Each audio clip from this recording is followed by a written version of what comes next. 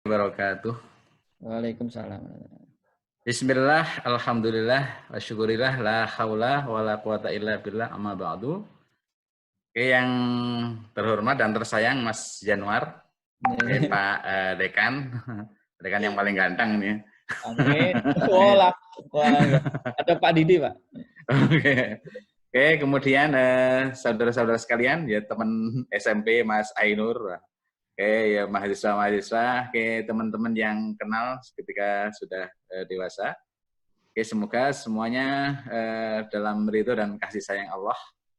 Oke, semoga di bulan Ramadan ini, di akhir Ramadan ya, atau di bagian yang agak-agak akhir Ramadan ini, kita tetap bersemangat ya, melakukan berbagai macam ibadah di bulan Ramadan.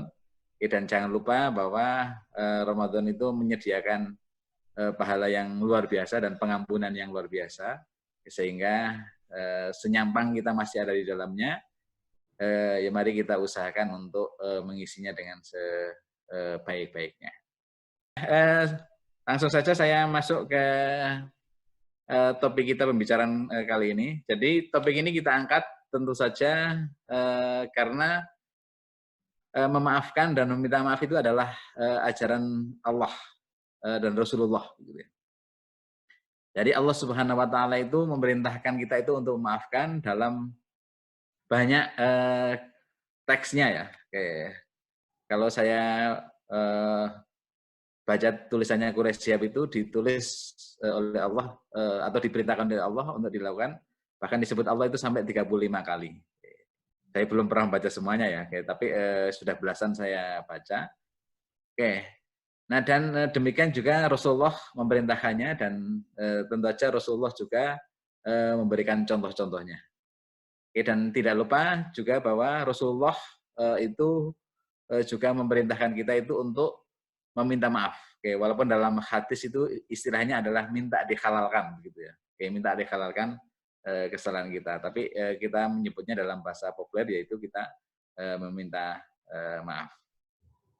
Oke, ya salah satu ayat yang bisa kita sebut adalah fa'fu anhum wastaghfir lahum wasyawirhum. Itu dalam surat Ali Imran 199. Allah berfirman yang artinya ya, oke. Inilah, kemudian mohonkan ampun bagi orang-orang yang menyakitimu ya, oke, dan wasyawirhum, dan tetaplah bermusyawarah dengan mereka. Ya, artinya kalau kita ada masalah dengan seseorang, kita memaafkan, bahkan lebih dari itu kita memohonkan agar orang tersebut diampuni oleh Allah, gitu ya. Oke. Dan tetap ke depan kita tetap mau bekerja sama, bermusyawarah, gitu ya.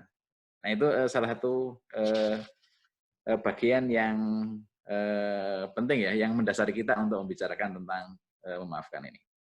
Nah, kalau tentang memaafkan ini, agar nanti batasannya lebih jelas, maka yang disebut memaafkan itu kalau menurut para ahli sekarang itu memang tidak hanya berkaitan dengan meninggalkan bekasan-bekasan yang bersifat negatif. Ini disebabkan oleh kesalahan orang lain atau kesewenang-wenangan atau kezaliman orang lain kepada kita, maka kita menjadi marah, menjadi sakit hati. Nah, itu artinya kan ada bekasan yang negatif dalam diri kita. Nah, kita memaafkan artinya kita meninggalkan semua itu. Nah, tapi patut untuk diingat bahwa ternyata memaafkan itu tidak hanya sebatas itu. Jadi para ahli psikologi kontemporer itu umumnya berpendapat bahwa urusan memaafkan itu tidak hanya itu, akan tapi juga motivasi atau niat, tindakan-tindakan yang mengarahkan kita itu untuk berbuat yang positif kepada orang yang pernah menyakiti kita itu juga bagian dari memaafkan.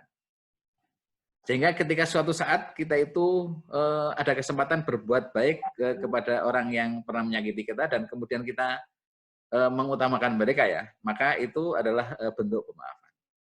Jadi motivasi, pikiran, perasaan, dan perilaku kepada seseorang yang menyakiti kita, yang pernah menyakiti kita, itu juga bagian dari pemaafan. Oke. Nah, dan saya mengistilahkan bahwa kalau kita itu memaafkan secara tuntas itu memang tidak sekedar meninggalkan pikiran, perasaan, atau motivasi, atau perilaku yang negatif pada orang yang menyakiti kita, tapi itu lebih ditunjukkan lagi oleh niatan kita, kebaikan kita kepada orang yang menyakiti. Nah, saudara sekalian, nah memang memaafkan ini perlu untuk kita lakukan karena dalam kehidupan sehari-hari itu banyak sekali hal-hal yang orang lain lakukan pada kita. Sebenarnya kita melakukan sesuatu pada orang lain, ada bagian yang menyakitkan mereka, dan orang lain mengatakan atau melakukan sesuatu dan ada bagian yang menyakitkan kita. Bahkan kadang-kadang yang kita dengarkan atau yang kita terima itu sebenarnya tidak disengaja. Gitu. Bahwa manusia itu banyak melakukan perilaku yang tidak sengaja itu memang sangat banyak. Nah, tentang minta maaf ini, saya ingin sampaikan ada sebuah hadis yang disampaikan oleh Rasulullah SAW.